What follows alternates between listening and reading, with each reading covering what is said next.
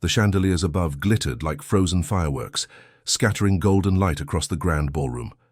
Laughter mingled with the clink of champagne glasses, silk gowns swished across marble floors, and every polished smile sparkled like diamonds.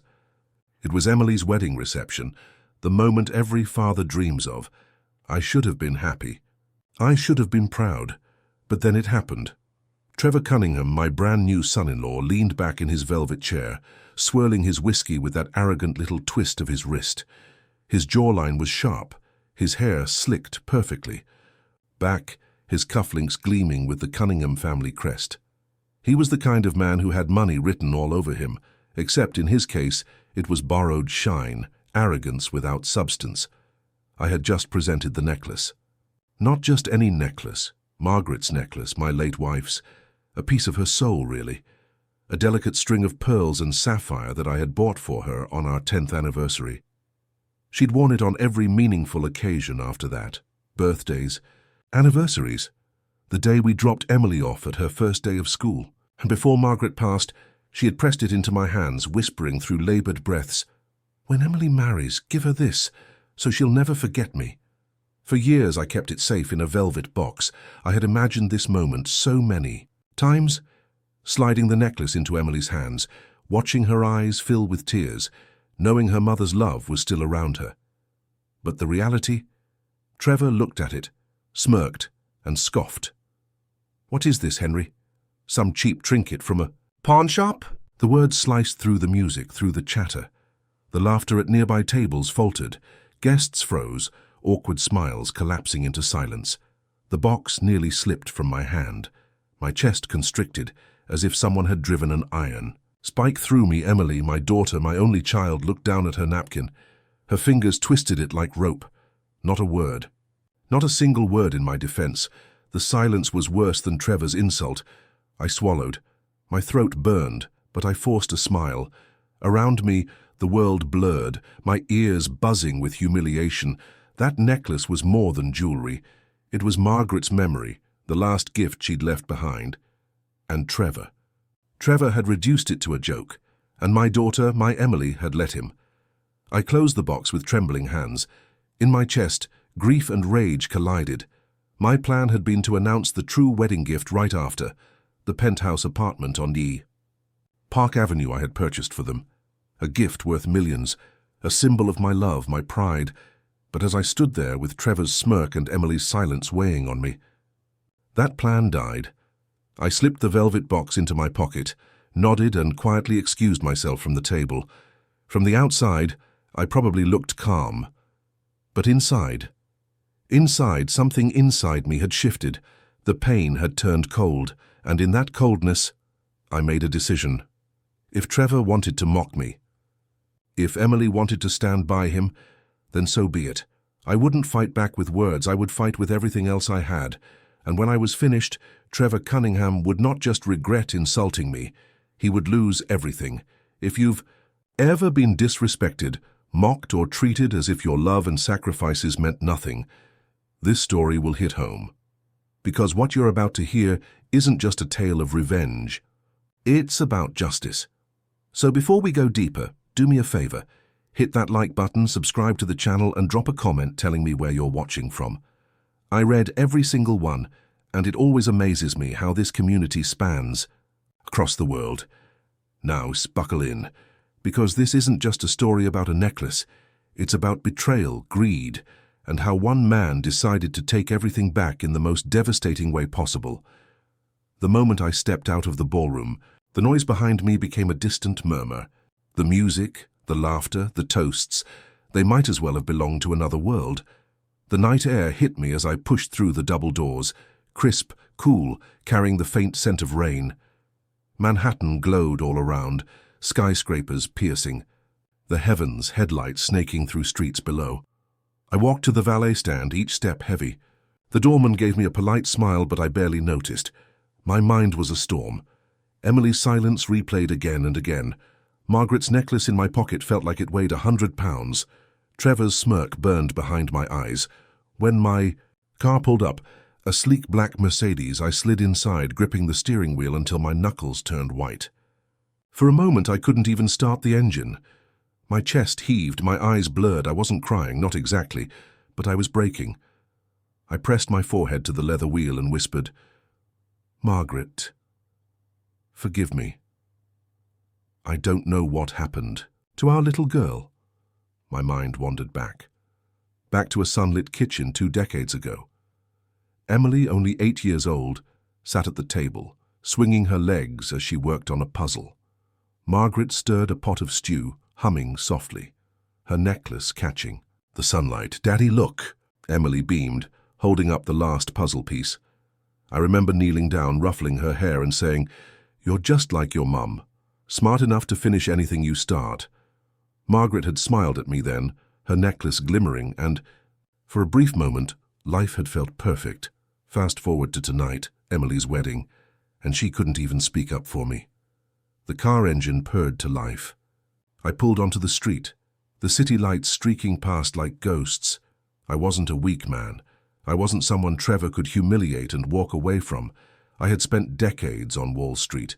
I had built fortunes from scratch, navigated crashes, outsmarted predators who thought they were kings of finance. And now Trevor Cunningham thought he could play me for a fool? No. I tightened my grip on the wheel. He didn't know who he was dealing with. I had contacts, leverage, knowledge. I knew how to dig into a man's life, strip him bare and leave him begging. And Trevor had just made the mistake of his life. He had made me his enemy. As the car turned toward my penthouse, I looked out at the skyline. The city sparkled, beautiful and cruel. Somewhere deep inside, I heard Margaret's voice again. Take care of Emily. And I would, but not by letting Trevor destroy her future. No, I would save Emily the only way left, by tearing Trevor apart piece by piece. That night, I went to bed with Margaret's necklace on my nightstand. The last gift of a wife who had loved me beyond words, the symbol of a daughter I thought I'd never lose. But Emily was slipping away, lost in Trevor's shadow, and as I stared at that necklace under the glow of the lamp, my grief hardened into resolve. Tomorrow the war would begin, and Trevor Cunningham would never see it coming. The morning after the wedding felt like a hangover without alcohol. Sunlight spilled through the curtains of my penthouse, warm and golden, but it didn't touch me. I sat at the edge of my bed, elbows on my knees, staring at the velvet box resting on the nightstand. Margaret's necklace, still there, still waiting to be worn. But Emily hadn't wanted it, or worse, she hadn't fought for it. The laughter, the whispers from last night still rang in my ears. Cheap trinket, Trevor had called it. Guests had exchanged awkward looks, forced chuckles. Some had even pitied me. And my daughter. She had sat in silence. Silence cuts deeper than words. I picked up the box and opened it. The pearls gleamed softly in the morning light, the sapphire at the center like a frozen tear. My fingers trembled as I touched it. "Margaret," I whispered, "I tried." But in truth, I hadn't just lost Margaret years ago. I was losing Emily now. My phone buzzed. Emily's name lit up the screen. For a moment, hope flared inside me. Maybe she would apologize. Maybe she would say Trevor was drunk, that he didn't mean it. I answered. "Emily?" Her voice was soft, cautious.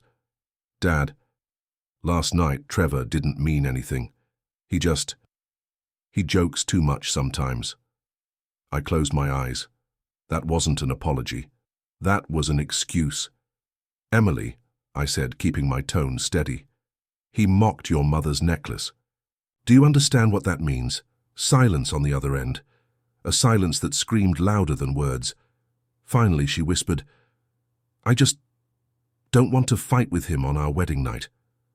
A knife through the heart. My own daughter chose peace with her husband over respect for her mother's memory. I wanted to scream. Instead, I said, "Take care of yourself, Emily," and hung up. My hand shook as I placed the phone down. The wound had opened wide. I remembered the hospital room. Margaret, frail and pale, her breath shallow.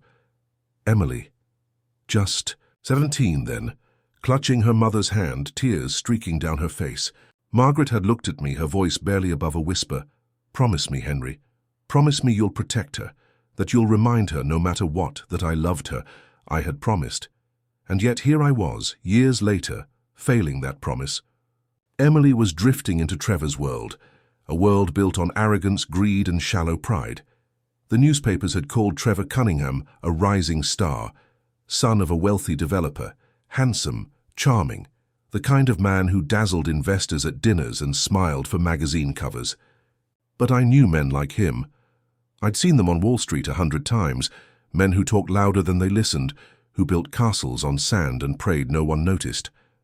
At the wedding, I had overheard snippets of his conversations.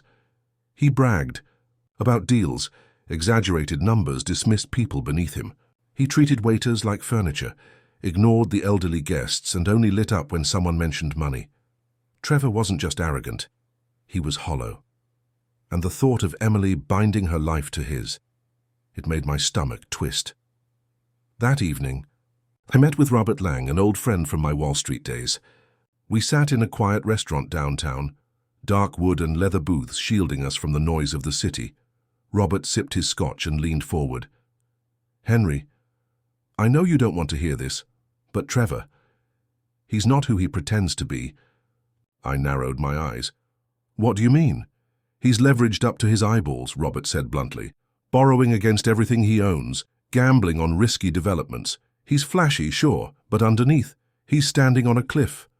My jaw tightened. So it was true. Robert gave me a long look. If Emily's tied to him, she's tied to his downfall too. I didn't respond. But inside, something clicked. Trevor wasn't just disrespectful. He was dangerous. That night, back in my study, I poured myself a glass of whiskey and sat in silence. The city stretched before me through the window, glittering and cruel. Should I intervene?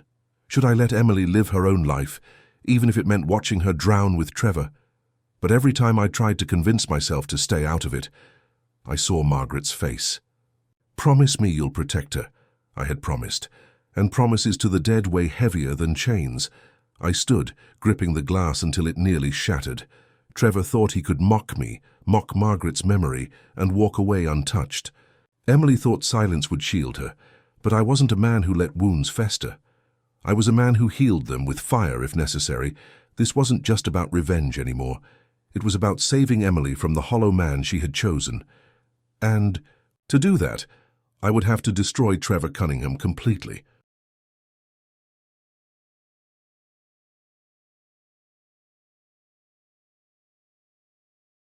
The study smelled of old leather and oak, the kind of room where deals had been made and wars had been planned. My father's desk sat at the center, its mahogany surface scarred by decades of history. I ran my fingers along the grooves as if they might remind me who I was, a man who never let anyone take from him without paying the price. Margaret's necklace rested in its box beside a half-empty glass of whiskey. The pearls gleamed faintly under the desk lamp, silent witnesses to the storm inside me. I opened my laptop, pulled up old contacts and began typing. Names I hadn't used in years, men who owed me favors, men who knew how to dig where the public wasn't supposed to look. Trevor Cunningham had declared war on me without realizing it. Now I would answer. 2 days later, Carl walked into my study. He wasn't flashy. Mid-50s, a trench coat too heavy for the season, eyes sharp as broken glass. He'd been an investigator for Wall Street firms back in the day, sniffing out fraud, exposing liars, dragging skeletons out of closets. "Henry," he said, settling into the chair across from me. "Been a while," I nodded. "I need you to dig into someone thoroughly, leave no stone unturned." He raised an eyebrow. "Name?" "Trevor Cunningham." A smirk tugged at his lips. "Thought so. The boy's been making noise. Big promises. Big loans, big ego. I've already heard whispers." I leaned forward, my voice cold. "I don't want whispers. I want facts, bank accounts, side deals, infidelities. If there's dirt, I want to roll in it." Carl nodded slowly. "This isn't gonna be pretty." "Good," I said. "I'm not looking for pretty. I'm looking for truth." A week later, Carl returned with a thick folder. He dropped it on my desk with a thud. "This," he said, "is your son-in-law." I flipped through the papers. Loans stacked on loans. Fake valuations. Shell companies. In the Caymans. He was siphoning investor money into personal luxuries, Yachts, cars, a vacation villa in Italy. Worse, there were whispers of bribed inspectors, shady permits, lawsuits quietly buried under settlements, and then photos. Trevor with women who weren't Emily. Hotel rooms, late nights. Evidence so damning I almost felt sick holding it. Almost? Carl leaned back. The guy's a fraud waiting to collapse. A house of cards. One strong gust. He's done. I closed the folder. My hand trembled, not from weakness, but from the weight of what I held. This wasn't just ammunition. This was dynamite. That night I sat by the window looking out at the Manhattan skyline. Lights twinkled like stars, mocking me with their permanence. Destroying Trevor would be easy now. A few calls, a few leaks, and the empire he'd built on lies would crumble. But Emily, would she hate me for it? Would she blame me when Trevor fell? The thought clawed at me. Margaret's voice echoed in my memory. Promise me you'll protect her. Was protecting Emily the same as destroying her husband, or would she see me as the villain in her story? I poured another drink, staring at Margaret's necklace. No, Trevor was the villain, and if I had to be painted as the bad man to save Emily, so be it. Better she hate me and live free than love me and stay chained to a liar. By midnight, the plan was clear. Step 1. Leak Trevor's fraudulent financials to the right whisper networks. Anonymous tips to journalists, subtle leaks to investors. Let paranoia fester. Step 2. Expose his infidelities in carefully chosen social circles. The scandals would travel faster than fire in dry grass. Step 3. Wait. Let Trevor destroy himself trying to plug leaks. Every move he made would tighten the noose. Step 4. Strike the final blow.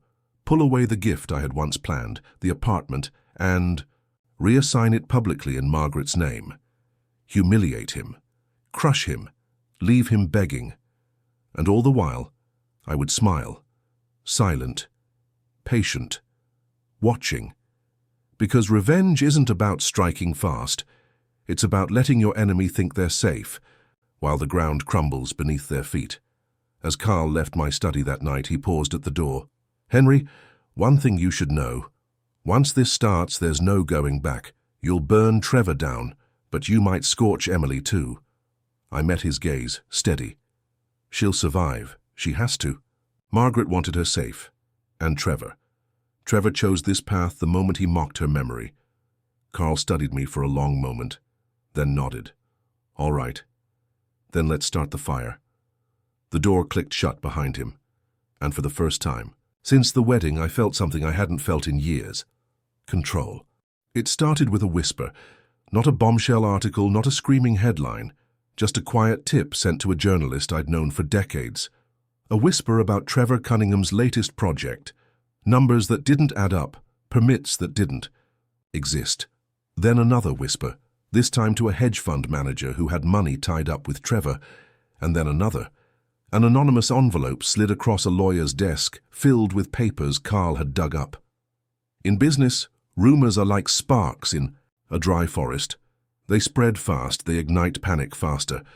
By the end of the week, Trevor's phone was buzzing day and night. Partners demanding clarification. Investors asking pointed questions. Journalists circling like vultures. The king of charm was suddenly cornered, and I watched from the shadows. Carl sent me updates. Trevor had tried hosting a meeting with his investors, all slick words and polished smiles, but numbers don't lie. And when an auditor asked why one of his projects was listed at triple its real value, Trevor stammered. For the first time, his confidence cracked. Reports reached me that 2 investors quietly pulled out the next morning. Others froze their funds, waiting to see where the storm would go. The house of cards was trembling. That Friday, my phone rang. Emily's voice, careful and rehearsed. Dad, Trevor wants to have dinner with you, just the 3 of us. I smiled to myself. Of course he did. He thought he could charm me, smooth things over, maybe even pull me into his schemes as a lifeline. Of course, Emily, I said softly. I'd be delighted. The restaurant Trevor chose was upscale, the kind of place where the menus didn't show prices, and the waiters moved like ghosts. He arrived in a tailored suit, flashing that movie star grin. but I saw the tightness in his jaw, the faint shadow, of exhaustion under his eyes. Emily sat between us, her hand clasped tightly in his. She looked nervous, her smile fragile. "Henry," Trevor began, pouring me a glass of wine, "I feel like we got off on the wrong foot. About the necklace, well, it was a joke, you know, just banter." "Of course," I said evenly, lifting the glass. "A joke." He relaxed slightly, mistaking my calm for forgiveness.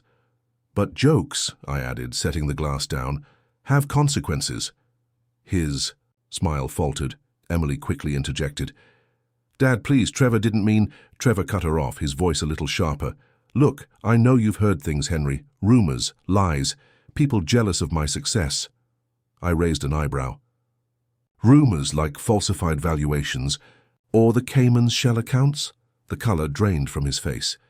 Emily's eyes widened. You don't know what you're talking about," Trevor stammered. I leaned forward, locking eyes with him. "I know exactly what you are, Trevor. And soon everyone else will too." Silence fell over the table. Emily looked between us, panic flickering in her gaze. On the ride home, Emily was quiet. Trevor scrolled furiously through his phone, firing off texts, jaw clenched. Finally, Emily whispered, "Trevor, those things my dad said, they're not true, are they?" He didn't answer right away. Just kept typing. "Trevor." Her voice cracked. He forced a laugh. Too loud, too forced. "Your dad's just bitter. He can't stand that another man has the spotlight." But Emily's eyes told a different story. For the first time, doubt had crept in. Back in my penthouse, I poured myself another drink and looked out at the city. The first strike had landed. The cracks were spreading, Trevor was scrambling, Emily was questioning, and I hadn't even played my strongest cards yet. Revenge wasn't about speed, it was about precision, and I was just getting started. Carl called me later that night. "Your boy's panicking. He's trying to plug leaks, but the more he plugs, the more it spills. Investors are circling. Journalists are digging deeper. He's on the defensive." I let out a slow breath. "Good.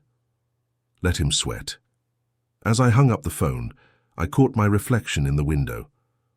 For a moment, I almost didn't recognize the man staring back. Not a grieving husband. Not a wounded father. Predator. And Trevor Cunningham had no idea how deep the trap went. Carl's updates came like clockwork. 2 investors pulled out. Journalists filed FOIA requests for permits. Banks tightening the leash.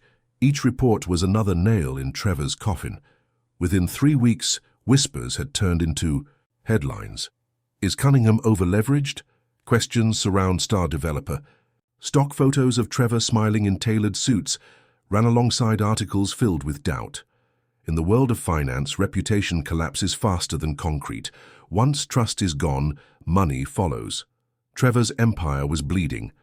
The final blow had to be public. The luxury apartment in the heart of Manhattan, the one I had quietly purchased to gift Emily and Trevor, was now a weapon. I called a press conference. Cameras flashed as I stood before a room of reporters, Margaret's necklace gleaming faintly at my throat. I had intended, I began, voice calm but firm, to present this property as a gift to my daughter and her husband. Pauses are powerful. I let the silence hang, let the anticipation build. But circumstances have made it clear, I continued, that such a gift would dishonor the woman I loved and the legacy she left behind. Reporters leaned in, pens scribbled.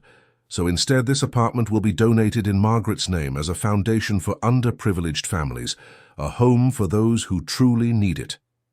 The room erupted in questions, flashes blinding me. But the message was already sent. I hadn't just withdrawn the gift. I had publicly humiliated Trevor Cunningham. That night, Trevor stormed into my penthouse. No invitation, no courtesy. His face was red, eyes bloodshot, tie loosened like a noose. Around his neck. "You son of a bitch," he roared, slamming his fist onto my desk. "Do you have any idea what you've done?"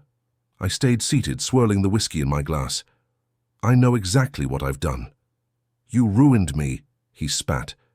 "Do you think anyone will invest in me after this? You turned my wife against me, I cut him off, voice cold as steel. No, Trevor, you ruined yourself. I just turned on the lights. His mouth opened, closed. He was trembling, not with power, but with fear. For the first time, the golden boy looked small. The door burst open. Emily. Her eyes were swollen, mascara, streaked from crying. She looked at me, then at Trevor. "Is it true?" she whispered, holding up a folder Carl had given her earlier. "The fake companies, the women, the money you stole?" Trevor froze. His silence was louder than confession. Emily's voice broke. "How could you? How could you drag me into this?" He reached for her, desperation in his voice. "Emily!" "Baby, listen, this is all lies. Your father's poison. She jerked away. Don't you dare blame him." For the first time she looked at me, not with anger, not with pity, but with something else. Realization. She finally saw Trevor for what he was. After they left, Trevor shouting, Emily sobbing, I sat. Alone in the silence of my penthouse, the city glowed outside my window, indifferent to the lives shattered within its towers. I had won. Trevor's empire was collapsing. Emily was free from his illusions. Margaret's necklace still shone, unbroken, and yet the victory tasted of ashes. Emily may have seen Trevor's truth, but she also saw me, the man who orchestrated it, the father who destroyed her husband. Would she ever forgive me? Did I care? I whispered to the empty room, Margaret. I kept my promise. I protected her, but the question lingered like smoke. Had I protected Emily? Or had I scarred her forever? 2 weeks later, Trevor's face was splashed across every paper. Cunningham Projects files for bankruptcy. Fraud investigations launched. The Golden Boy's fall. Photos of him leaving court, disheveled, eyes hollow. The predator reduced to prey. And Henry Blackwood, silent, watching. The wound was avenged. But revenge is never clean. The world didn't cheer my victory. No one applauded when Trevor Cunningham's empire crumbled. No one congratulated me when the papers called him a fraud. Instead, whispers followed me wherever I went. At the club, men I'd known for decades leaned closer, lowering their voices. Did you hear? Henry Blackwood destroyed his own son-in-law. At restaurants, I caught the sideways glances. Pity, fear, a touch of disgust, and at home, silence. Emily hadn't called me in weeks. Revenge is a lonely business. One evening, the doorbell rang. I opened it to find Emily standing there. Her hair was disheveled, her face pale, eyes swollen from tears. She looked older than her years, too much pain packed into too short a time. "Dad," she said softly, stepping inside. I gestured to the couch, but she didn't sit. She stood in the middle of the room, shaking. "You destroyed him," she whispered. I stayed silent. She looked up, eyes blazing now. "You did this. The articles, the leaks, the apartment stunt. It was all you." I finally spoke. "He deserved it, Emily. He mocked your mother. He lied to you. He would have ruined you." Tears welled in her eyes. "And now what am I, Dad? A widow without a grave. The world laughs at me. At us." Her voice broke. "Do you even care what this has done to me?" The question hit like a blade. Did I care more than anything? But admitting it felt like weakness. I whispered, "I kept my promise to your mother. I protected you." Emily shook her head, tears streaming. "No, Dad. You protected your pride." And then she was gone, the slam of the door echoing through the empty penthouse. That same night, Carl called me. "He's trying to make a move," Carl said grimly. "Trevor? Yeah. He's desperate. He's been calling anyone who'll listen. Trying to raise money, trying to convince people it's all lies. But the walls are closing in. Investigations are piling up. Bankruptcy hearings are set." I leaned back in my chair. "He's finished." "Careful," Carl warned. "A man with nothing to lose is dangerous." 2 nights later, I found out what Carl meant. I returned to my penthouse late, and there he was, Trevor, sitting in the dark, a half-empty bottle of bourbon on the table. His suit was wrinkled, his tie gone, his hair wild. "You," he muttered, when he saw me. "You did this to me." I didn't flinch. "You did it to yourself." He staggered to his feet, eyes bloodshot. I had everything. The investors, the parties, Emily, and now? Nothing. You took it all. I stepped closer, my voice low. I didn't take anything. I revealed the truth. You built your empire on lies, and lies don't last. His hands shook. For a moment I thought he might swing at me, but instead his face crumpled. You don't understand, he whispered. Without Emily, I'm nothing. He stumbled past, me disappearing into the night like a ghost. After he left, I sat alone in the silence. Had I gone too far? Had I punished Trevor, or had I punished Emily through him? Margaret's necklace still gleamed on my desk, a reminder of the promise I had clung to. Protect her. But was this protection, or vengeance disguised as love? The guilt gnawed at me, and yet beneath it pride still burned. Trevor Cunningham had been crushed by my hand. That truth couldn't be denied. A week later, I attended a gala. As I walked through the hall, conversations hushed. Men nodded politely, but didn't meet my eyes. Women whispered behind their hands. I wasn't Henry Blackwood, respected financier, grieving widower. I was the man who destroyed his son-in-law, the man too ruthless for pity, too cold for sympathy. And as I stood there, drink in hand, I realized something. Revenge doesn't end with victory. It ends with isolation, and I was more alone than ever. It ended not with a bang, but with a headline. Trevor Cunningham arrested in fraud probe. His face on every screen, unshaven, eyes hollow, wrists cuffed. The golden boy reduced to a criminal. The empire was gone. The investors had fled. The women had vanished. And Emily, she was left with nothing but ashes. 2 days later, I received a letter. Smudged ink, shaky handwriting. Henry, I know you hate me. I know I lost. But please, tell Emily I loved her. Tell her I tried. I folded the paper and burned it in the fireplace. Lies don't deserve memorials. That evening, Emily came to see me. She looked thinner, her beauty dulled by grief, but her eyes were sharp now, no longer naive, no longer blind. Dad, she said quietly, it's over. Trevor's gone. I nodded but said nothing. She sat down across from me, folding her hands in her lap.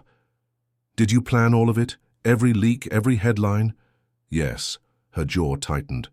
And you don't regret it? I looked at Margaret's necklace on the desk between us. Regret? I whispered. I regret that you had to hurt, but I don't regret destroying him. He mocked your mother. He lied to you. He would have dragged you down with him. Tears welled in her eyes. Maybe. But you didn't save me, Dad. You broke me. You made me watch the man I loved burn to the ground, and I'll never forget that it was you holding the match. Her words sliced deeper than any blade. She stood, walked to the door, then turned. I don't know if I can forgive you. Maybe one day. But right now, I need to live without your shadow. And then she was gone, just like Margaret once was. The penthouse was silent again. Only the city's hum beyond the glass kept me company. I poured myself a drink, sat at my desk and stared at the necklace. Margaret's pearls, her sapphire, the promise I had lived by. I kept her safe, I murmured into the empty room. Didn't. But no answer came. Just the hollow echo of a man who had won his war and lost his daughter. Revenge had been my religion, my duty, my fire, and in the end it gave me what I wanted. Trevor was destroyed, his legacy erased, my wife's memory avenged, but vengeance doesn't heal. It scars, it isolates, it leaves you staring at the ghosts of the people you loved, wondering if the war was worth the victory. The city glittered. Outside my window, cold and indifferent, I raised my glass to the night, to Margaret, to Emily, to promises kept and broken, and I drank alone,